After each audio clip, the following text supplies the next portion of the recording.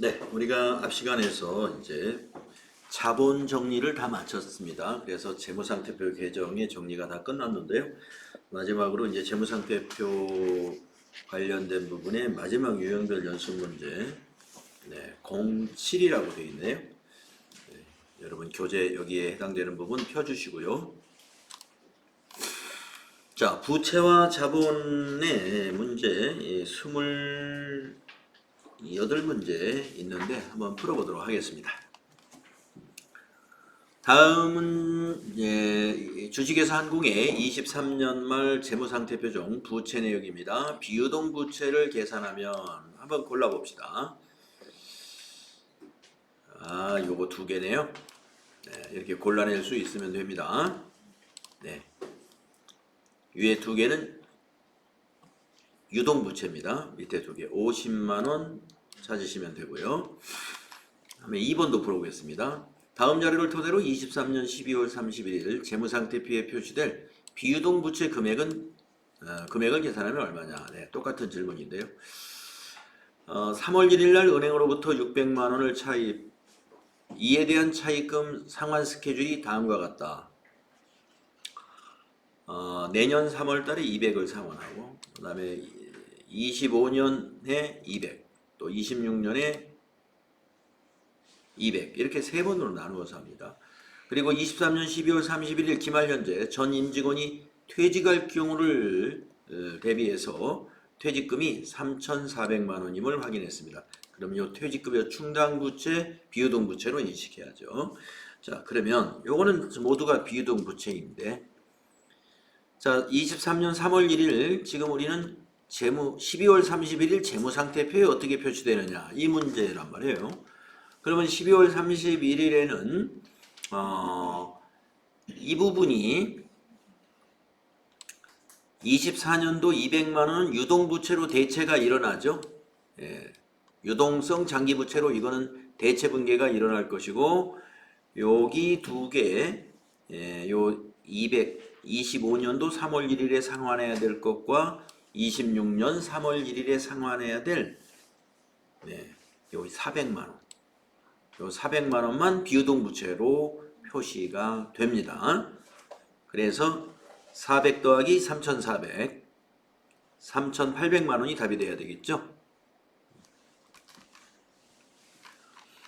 다음에 3번도 풀겠습니다. 비유동부채에 해당하는 것을 모두 골라라. 두 가지죠.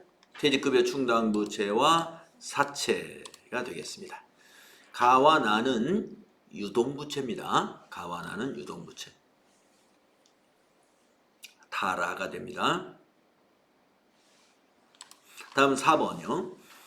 23년 말 재무상태표에 계상될 부채 중 유동부채로 분류되지 않는 것은, 유동부채가 아닌 거, 24년 3월 말에 지급하기로 한 외상매입금, 이건 유동부채입니다.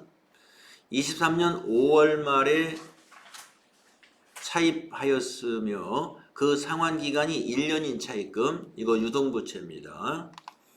24년 7월 말에 만기일이 도래하는 장기 차입금, 24년 7월 말이면 23년 말 기준으로 봤을 때 7개월 후에 갚아야 돼요.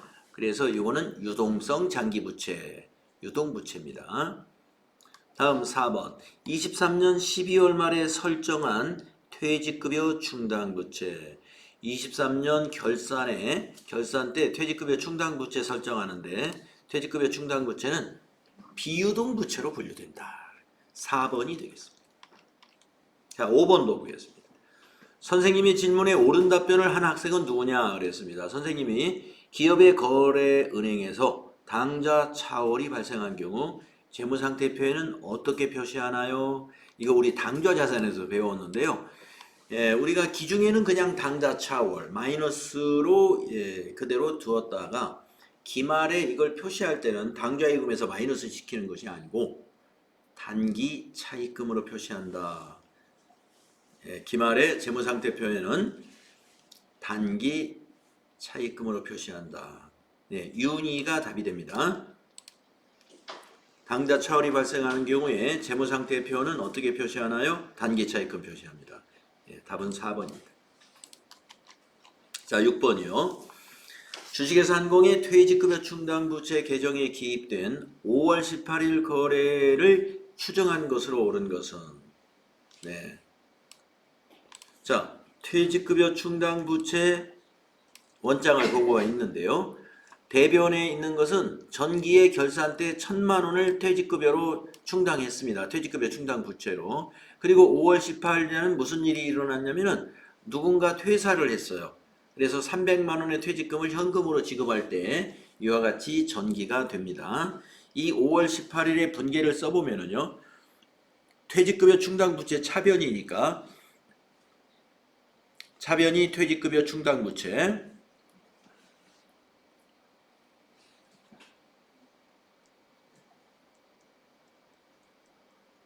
금액이 300 대변이 뭐가 될까요? 현금이죠. 여기 금액 앞에 있는 건 상대 계정 과목이라고 그랬죠. 그래서 대변이 현금 300만 원. 이 분계를 전기하면 퇴직급여 충당부채의 차변에 찾아가 가지고 300만 원 기록하고 상대 계정 과목 기록한다. 전기의 원리 생각나시나요? 네. 그래서 이 내용이 되겠습니다. 그러니까 보기에는 어떤 걸까요? 3번이네요. 그죠? 네, 종업원이 퇴직하여 퇴직급여 300만 원을 현금으로 지급했을 때 저렇게 기록이 됩니다. 퇴직급여 충당부채. 다음 7번 가보겠습니다. 다음 중 보고기간 종료일로부터 1년 이후에 만기가 도래하는 부채에 속하는 계정과목 사채죠. 예. 1년 이후에 만기가 도래하는 부채라는 것은 비유동부채를 말하니까요. 여기 계정과목 중에서 비유동부채 찾으면 되는 거죠. 사채. 다음 8번 유동부채에 해당하지 않는 것은 이랬습니다. 1번 당좌예금 잔액을 초과하여 발행한 당좌수표 발행액은 단기 차입금.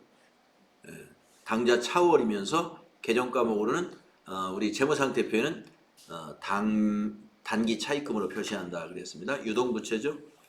다음에 2번 상품을 판매하기 이전에 그 대금의 일부 또는 전부를 미리 수취했습니다. 선수금.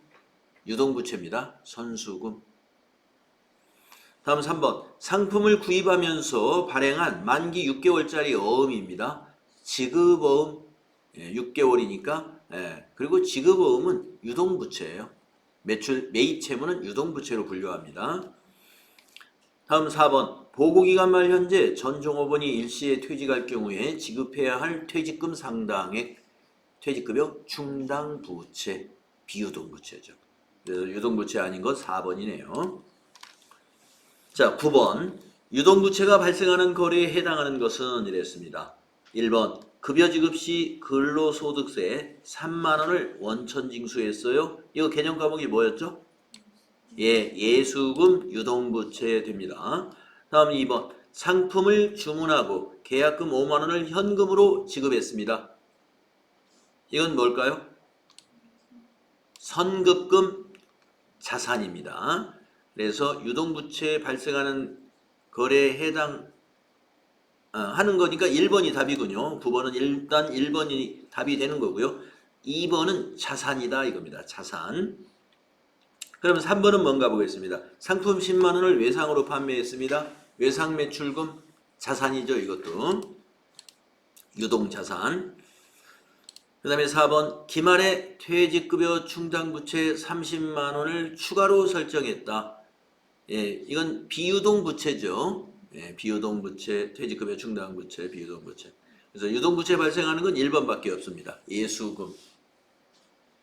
다음 10번 가보겠습니다.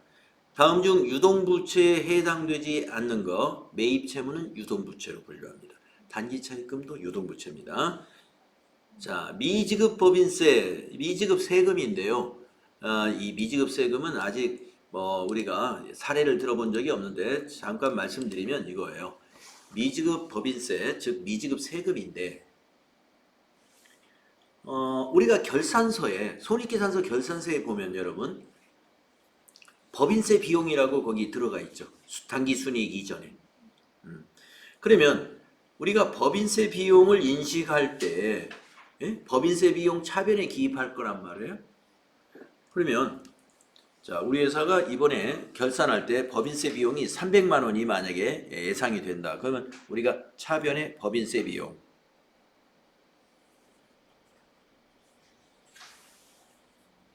300만 원 이렇게 전표 입력할 거고요. 자, 대변에 자, 12월 31일 날 법인세를 우리가 납부할까요? 결산일에 납부 안 합니다. 300만 원으로 법인세 비용이 예상된단 말이에요. 예상. 그래서 아직은 납부하지 않았어요. 그래서 대변에 미지급 세금 부채로 인식해요. 결산 때 법인세를 내는 건 아닙니다. 그래서 미지급 세금으로 인식하는데 여기서 말하는 미지급 법인세가 바로 미지급 세금을 의미하는 거예요. 미지급 세금을 인식했다가 3월 달에 납부해요. 그러면 3개월 후에 우리가 납부해야 되잖아요. 3개월 후에. 그러니까 유동부채죠. 미지급 세금은 유동부채다. 나중에 여러분 부가가치세 공부할 때도 미지급 세금 공부합니다. 부가가치세도요.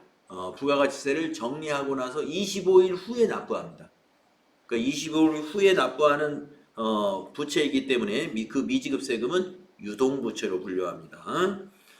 자, 그래서 여기는 뭐 유동부채에 해당하지 않는 거 당연히 퇴직급여 충당 부채입니다. 다음 11번 비유동부채에 해당하지 않는 거 2번이죠. 유동성 장기부채는 비유동부채인 장기차입금을 유동부채로 계정과목을 변경시킬 때 유동성 장기부채로 변경하잖아요. 그래서 2번 유동성 장기부채는 유동부채다. 다음 12번 비유동부채에 해당하는 것을 모두 고른 것은 다번 그리고 라번 이 두 개가 비유동부채입니다. 위에 있는 두 개는 유동부채입니다. 다음 13번 다음의 재무회계 구성 요소에 대한 설명이다. 이에 해당하는 계정 과목으로 옳은 것은 이에 해당하는 계정 과목이 뭔가요? 기업 실체가 현재 의무를 미래에 이행할 때 경제적 효익이 유출될 가능성이 매우 높아요. 이걸 부채라고 그러죠. 그 금액을 신뢰성 있게 측정할 수 있습니다. 그러면 이건 부채를 설명한 거예요. 의무를 이행하는데 경제적 효익이 유출될 가능성이 매우 높다. 그러니까 자산이 감소할 가능성이 매우 높다. 그걸 우리가 부채로 인식하는 거죠. 그러면 여기서 보기에서 부채를 찾아보시면 뭐가 있나요? 외상매입금이라는 부채, 유동부채 개정 과목이 있죠. 이 3번입니다. 다음 14번이요.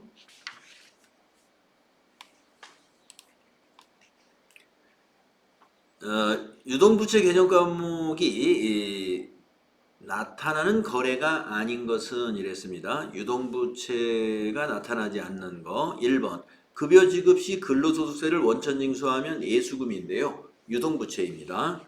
2번 상품을 주문하고 계약금을 현금으로 지급했습니다. 이거는 자산이에요. 유동부채가 아니고 유동자산. 개정 과목이 뭐였죠? 선급금. 우리가 유동자산에서 선급금, 선급비용과 선급금 당좌자산으로 정리했었습니다. 그래서 2번 유동부채가 아니고 유동자산입니다. 계약금을 지급했으면 자산이고요. 계약금을 받은 것은 부채입니다. 유동부채. 선수금은 유동부채. 선급금은 유동자산이다. 여러분 선수금하고 선급금 헷갈리지 않도록 잘 정리하시기 바랍니다. 다음 15번. 다음 중 자본에 대한 설명으로 옳지 않은 것은 1번 자본은 기업의 자산에서 부채를 차감한 후에 잔여 지분을 나타낸다. 맞습니다. 2번.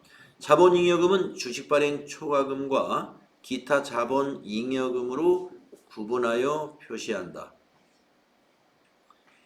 예, 자본잉여금이니까 주식발행 초과금은 자본잉여금에 해당이 됩니다. 그 외에도 자본잉여금이 자기주식 처분이익, 감자차익 이런 것 등을 이제 여기서 기타 자본잉여금이라고 말한 것 같아요. 맞습니다. 3번. 보통주 자본금은 액면가액에 발행한 주식수를 곱한 금액이다. 네, 자본금은 보통주이든 우선주이든 언제나 발행한 주식수 곱하기 액면가. 다음 4번. 자기 주식은 취득원가를 매도 가능 증권으로 회계 처리한다. 네, 자기 주식은 매도 가능 증권으로 보지 않습니다. 자기 주식이라고 그냥 계정 과목을 사용해요. 네. 매도 가능 증권은 투자 자산이잖아요. 투자 자산.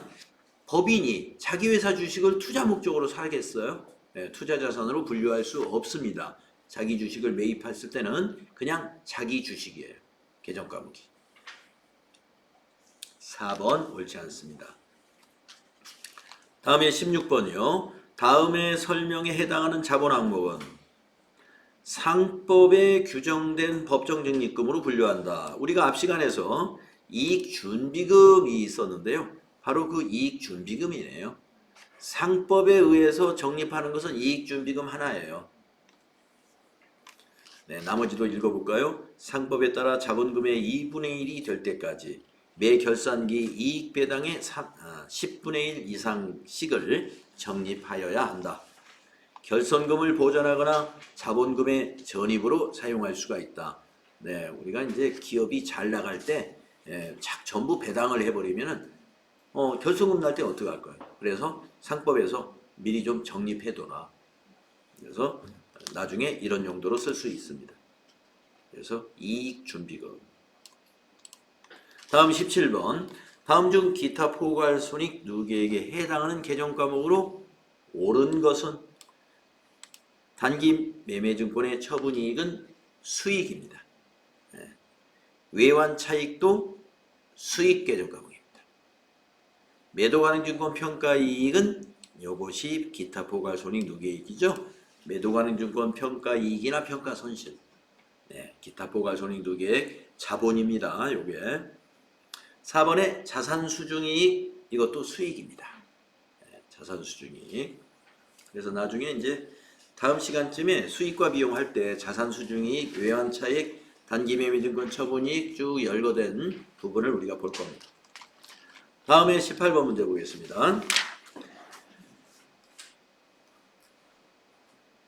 다음에 자본의 분류입니다. 가에 해당하는 계정 과목으로 옳은 것은 자, 자본은 모두 5개의 그룹이 있습니다. 자본금, 자본잉여금, 자본조정, 기타 포괄손익, 그리고 이익잉여금 이렇게 분류하는데 가본이 뭐예요? 자본잉여금이죠. 자, 그런데 자본잉여금에 해당되는 계정 과목을 찾아야 되겠네요. 어느 걸까요?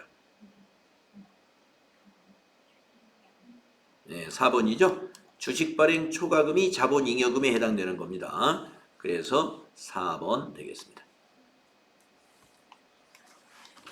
19번. 다음 중 기타 포괄손익 누계에게 해당하는 것은 네, 4번의 답이 보이죠? 매도가능증권 평가손익이 기타 포괄손익 누계액으로 해당이 되는 것이죠. 그러면 질문 한번 해볼까요? 주식발행 초과금은 어디에 해당되는가요? 예, 자본잉여금에 해당됩니다. 자기주식 처분이익도 자본잉여금이죠. 그러면 주식 할인발행 차금은 어디에 해당될까요? 네, 자본조정으로 분류됩니다. 네, 이렇게 뭐 자본 관련된 문제가 이렇게 자본의 분류만 해도 맞출 수 있는 문제를 이 FAT 1급에서 기초 관련된 자본 관련 이론은 계정 과목 분류만 알아도 맞출 수 있는 문제가 나옵니다. 다음 20번. 다음 중 자본에 대한 설명으로 옳지 않은 것은 자 1번. 자본은 기업의 자산에서 부채를 차감한 후에 자녀 지분을 나타낸다. 맞죠? 2번 주식을 액면금액 이상으로 발행할 경우 액면금액을 초과하는 금액은 이익잉여금이 아니죠. 액면금액을 초과하는 것은 주식 발행 초과금으로서 자본잉여금이죠. 자본잉여금. 이익잉여금은 영업을 해서 손익이 난 것이 이익이 난 것을 우리가 이익잉여금이라고 하는 겁니다. 그래서 2번이 옳지 않다. 21번 문제 보겠습니다. 다음 설명에 해당하는 자본 항목으로 옳은 것은 상법에 의해 기업이 적립해야 하는 법정 적립금이다. 네, 요것만 나와도 그냥 개정 과목 여러분 이익 준비금이다 하는 걸 알아맞추면 되겠습니다. 상법에 의해서 적립한다 그러면 개정 과목 딱 하나입니다. 이익 준비금.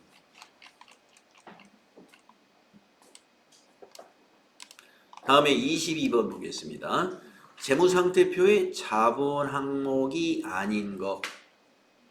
감자차익은 자본의 자본 조정 항목이에요. 아니, 죄송합니다. 자본 조정이 아니고, 예, 여러분이 고쳐보세요. 자본의 뭐죠? 예, 잉여금. 자본 잉여금입니다. 그 다음에 주식 발행 초과금. 자본의 뭐에 해당되죠? 자본 잉여금. 예, 주식 발행 초과금도요. 그 다음에 미지급 배당금. 부채입니다. 네, 미지급 배당금은 부채예요.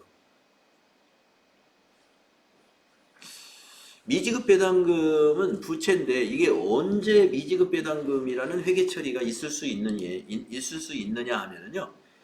이럴 때 있을 수 있어요. 자, 만약에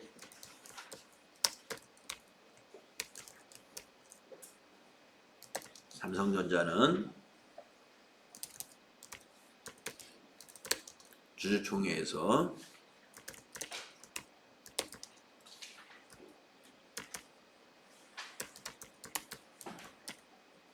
현금 배당 1,000억을 결의하였다. 이때 삼성전자 주식회사는 회계 처리를 어떻게 할까? 자, 주주총회가 가령 3월 30일 날 했다. 근데 거기에서 1,000억의 현금 배당을 결의했어요. 1,000억을 이제 어떤 비율로 나눌까요? 주주들이 가지고 있는 그 주식 수로 배분을 해 나가는 겁니다. 그러면 삼성전자는 이런 회계 처리를 해야 돼요. 차변에 이익이 났으니까 배당하는 거잖아요. 예. 전기 결산 때 넘어온 이익잉여금을 2월 이익잉여금이라고. 전기에 결산 끝나고 전기에 발생한 당기순이익하고 함께 전기말 미처분 이익잉여금하고 전기에 발생한 이익잉여금이 아니죠. 당기순이익이 더해서 넘어오면 그게 2월 이익잉여금이에요. 자, 2월 이익잉여금에서 자, 숫자가 기니까 그냥 1,000억이라고 쓰겠습니다. 1,000억. 대변은 이걸 이제 앞으로 지급을 해야 됩니다. 앞으로 현금을 지급을 해야 될 의무가 발생하면 부채가 돼요. 미지급 배당금이라는 부채로 인식. 그래서 자본이 감소하고요. 삼성전자는 이걸 부채로 인식합니다. 부채가 증가하게 돼요. 자, 그러면 이왕에 요거 했으니까요. 연계해서 자, 우리 회사는 삼성전자 주식을 가지고 있는 회사라고 보겠습니다. 네. 자, 우리 회사는 주식회사 2000이라고 하겠습니다. 주식회사 2000은 삼성전자 주식을 보유하고 있으며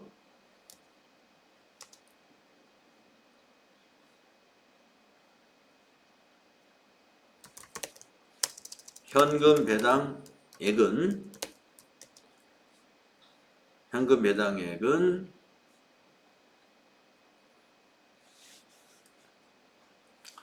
1,000만 원이라고 한번 해보겠습니다. 1,000만 원이다. 자,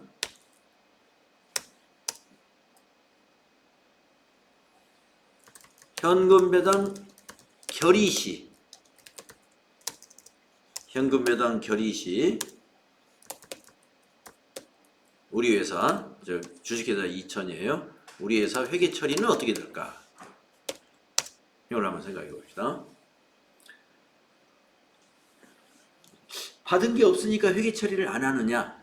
해야 됩니다. 왜냐하면 지급할 것을 결의한 회사는 지급해야 될 의무가 발생했고요. 또 받아야 된 회사 입장에서는 받을 권리가 발생했어요.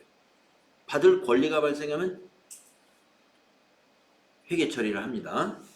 자, 차변의 미수금 받아야 돼요. 1,000만 원. 그리고 수익으로 인식합니다. 수익으로 배당금 수익.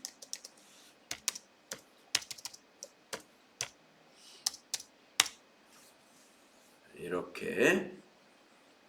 그래서 결의하는 날 지급을 결정한 회사는 부채,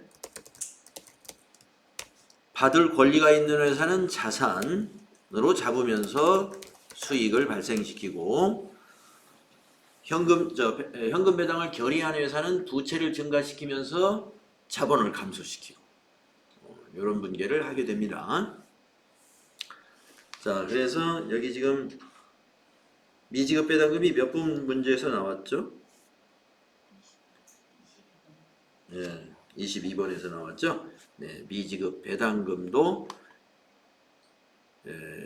이와 같이 배당과 관련된 거니까 자본과 관련된 거래이지만 이건 자본이 아니고 부채입니다. 미지급 배당금 부채. 자, 그래서 답이 3번입니다. 다음에 23번. 주식회사 한국은 23년 4월 1일 법인을 설립하고 액면가 5,000원의 신주 100주를 7,000원에 현금 발행했습니다. 이 거래가 재무제표에 미치는 영향으로 옳은 것을 모두 고르시오. 자, 현금으로 발행했으니까 자산이 증가해야죠. 네, 현금이 들어왔으니까. 그 다음에 할증 발행을 했나요? 네, 그러면 자본잉여금이 증가하죠. 할증 발행했으니까. 주식 발행 초과금이 한 주당 2,000원씩 발생하지 않습니까? 액면가 5,000원짜리를 7,000원에 발행했으니까 자본잉여금 증가합니다. 자본 조정이 없죠. 예, 자본 조정이 있을 리가 없죠. 자, 수익이 발생할까요? 예, 자본 거래에서는 수익 발생 같은 거 없습니다. 그 초과해서 발행하는 것은 자본잉여금이죠. 수익이 아니고. 부채하고 관련이 있나요? 없습니다. 그래서 가나 1번이 답이 되겠습니다. 다음 24번. 자, 주식회사 한국은 이사회 결의로 아래와 같은 조건으로 신주를 발행하고 주식 발행 대금을 전액 당좌예금 계좌로 납입을 받았습니다. 발행한 주식 수는 1,000주, 액면 금액은 5,000원이라고 하고요. 발행을 7,000원에 했다고 보겠습니다. 주식 할인 발행 차금 잔액은 없는 것으로 가정합니다. 네. 만약에 왜 이걸 얘기했냐? 주식 할인 발행 차금이 있으면 그거 먼저 상계해야 되니까 없는 것으로 하고, 자, 할증 발행했어요. 그러면 분계가 어떻게 돼야 되느냐? 차변에 가나, 대변에 다라. 문제가 이렇게 복잡하게 문제를 냈죠? 네, 그러면 대변의 자본금은 500만 원입니다. 액면가로 계산해야 됩니다. 대변의 자본금은 500만 원이고요. 차변의 당좌예금은 700만 원이 들어와야 됩니다. 그죠? 그리고 주식을 할증 발행했기 때문에 주식 발행 초과금이 200만 원 이렇게 표시된 것을 답에서 찾으면 됩니다. 네, 가나다라라 해놓으니까 좀 복잡해 보이네요. 답이 몇 번인가요? 4번인가요? 네, 4번이죠. 차변에 당좌예금 700 들어오고요. 대변에 자본금 500에 주식발행 초과금 200. 이걸 가와 나는 없고 가다라가 이렇게 됩니다. 4번입니다. 다음 25번 문제 보겠습니다. 주식회사 한공의 보통주 1000주를 주당 400원에 현금 발행한 경우 재무제표에 미치는 영향으로 오른 것은, 자, 현금 발행했다는 것은 현금이 들어왔다는 얘기예요. 자산 증가 있습니다. 자, 우리가 이 주식을 발행하는데 자본이 감소할 리는 없죠. 주식을 발행하면 자본은 증가합니다.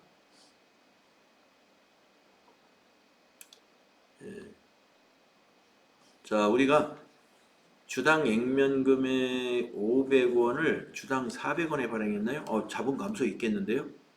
예. 주식 할인 발행 차금이 자본 감소예요. 그런데 이거는 총 자본에는 그 감소가 없을 것 같아요. 답은 2번이고요. 답은 2번. 자, 그러면 왜 자본 감소가 없는지, 주식 할인 발행했으면 자본 감소 아니냐? 자본 감소가 없는지 한번 분개를 써보겠습니다. 자본 감소가 없어요. 총액으로 따지면. 자, 25번의 분개는 이렇게 되겠습니다. 차변에 현금이 400원 곱하기 1000주에서 40만원 들어왔고요. 대변에 자본금이 액면 금액이 주당 500원이고 1000주니까 자본금이 50만원 됩니다. 그리고 차변에 주식 할인 발행 차금, 신주 발행비가 없으니까 그냥 없는 걸로 해서 여기다 가산할 게 없어요. 그래서 주식 할인 발행 차금이 그냥 10만원이에요. 10만원.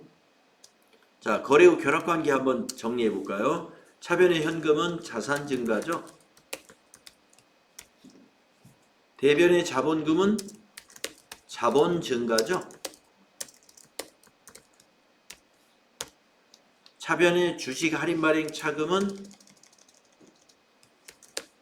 자본 감소입니다. 자본 계정이 차변에 오는 건 자본 감소니까요. 그러면은 제가 아까 자본 감소도 있겠다 이렇게 생각을 했어요. 이것 때문에. 그러나 자본이라는 것은 주식 할인 발행 차금만 자본이 아니고 자본금도 자본이죠. 증가가 50을 했기 때문에 감소가 10만원 됐더라도 이걸 같이 합산 처리하면 증가 40만원. 이렇게 판단해야죠. 증가 40만원. 따라서 총액 개념에서는 자본 감소 없는 거예요. 자본이 40만원 증가했다. 이렇게 봐야 되겠다. 그래서 자본 감소는 여기서는 없는 걸로 보고 2번 자산 증가는 있다. 이렇게 보는 겁니다. 총액으로 판단을 하는 겁니다. 다음에 26번을 봅시다. 주식회사 한공의 보통 주식 발행에 관한 설명으로 옳지 않은 것은 이랬네요. 설명을 볼까요? 주식 발행일이 12월 31일이었고 한 주당 만원, 액면가가요. 발행은 15,000원, 100주. 주식 발행 대금은 주식 발행일에 전액 현금으로 납입이 되었고 신주 발행비가 10만원이 들어갔습니다. 현금으로 지급했습니다. 주식 발행 전에 주식 발행 초과금과 주식 할인 발행 차금은 전혀 없다. 그러면 이것만 가지고 판단하면 됩니다. 자본금이 100만원이 증가하는지 한번 따져볼까요? 자본금이 증가하는지 따질 때는 액면가로 계산해 주면 돼요. 액면가 한 주당 만원, 주식수는 100주, 만원에다 100주 곱하면 100만원 되겠네요. 그래서 자본금 100만원 증가 맞아요. 이건 맞습니다. 다음에 2번 맞는가 보겠습니다. 주식 발행 초과금이 40만 원이 증가한다 그랬는데 자, 15,000원에 발행했으니까 한 주당 5,000원이 주식 발행 초과금이 됩니다. 그런데 몇 주예요? 100주니까 50만 원인가요? 네, 그런데 신주 발행비를 생각해야 돼요. 50만 원이지만 신주 발행비는 주식 발행 초과금에서 차감해야 될 항목이죠. 차감하니까 40만 원. 맞았네요? 네, 맞았습니다. 다음 3번 보겠습니다. 주식 할인 발행 차금이 10만 원 증가한다. 네, 주식 할인 발행 차금 여기에 안 나타나요. 네, 그래서 옳지 않은 건 3번. 4번을 보겠습니다. 자본 총액이 140만 원 증가한다. 자본 총액이 140만 원 증가하는지 한번 볼까요? 자, 자본금이 이게 대변의 자본금, 이게 자본이 증가한 거죠. 그 다음에 주식 발행 초과금도 자본의 증가죠. 대변에. 이게 두 개 더하면 140이죠. 그러니까 이 분계를 써보면은 26분 분계가 메모장에다 써야 이쁘게 쓸 수 있을 것 같아요.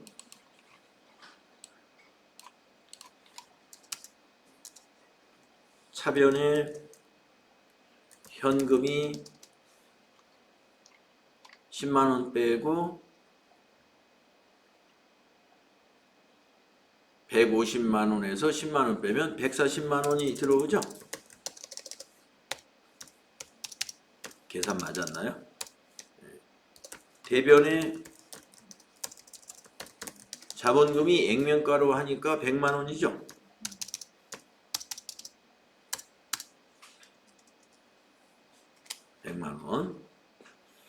그리고 대변의 주식 발행 초과금이 40만 원 있죠?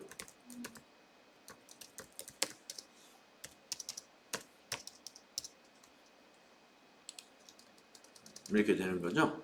네. 이 분계가 이렇게 되는 거예요. 그래서 자본 총액이 140만 원 증가한다. 요 자본금도 자본 증가, 주식 발행 초과금도 자본 증가. 요 두 개 더하면 140만 원. 그래서 자본 총액 140만 원 증가는 맞다는 얘기를 하려고 이렇게 적어봤습니다. 이 분계가 이렇게 되는 거예요. 그래서 아까 틀린 것은 3번으로 밝혀졌죠. 다음에 7번 보겠습니다. 주식의 발행 금액이 액면 금액보다 큰 경우에 그 차액을 처리하는 개정 과목은 뭐죠? 주식 발행 초과금이죠. 액면 금액보다 크면 그 차액을 자본잉여금인 주식 발행 초과금으로 처리합니다. 다음 28번 보겠습니다. 주식회사 한공은 종업원 홍길동 씨가 퇴사하여 퇴직금 600만 원을 보통예금에서 지급했어요. 홍길동 씨 퇴사 직전 퇴직금의 충당 부채 잔액이 1,000만 원 있는 상태예요. 그러면 홍길동 씨 퇴직금 지급할 때 회사는 어떤 분계를 하느냐 이 말이네요. 부채 감소를 시키는 분계를 해야 된다고 그랬죠. 네. 그러니까 차변이 퇴직금의 충당 부채 얼마예요? 600만 원. 네. 대변은 보통예금으로 지급했으니까 보통예금 600만 원. 가번이군요. 네, 가번. 네. 자, 우리가 이렇게 해서 재무상태표 개정 모두 유형별 연습 문제까지 정리를 해봤습니다.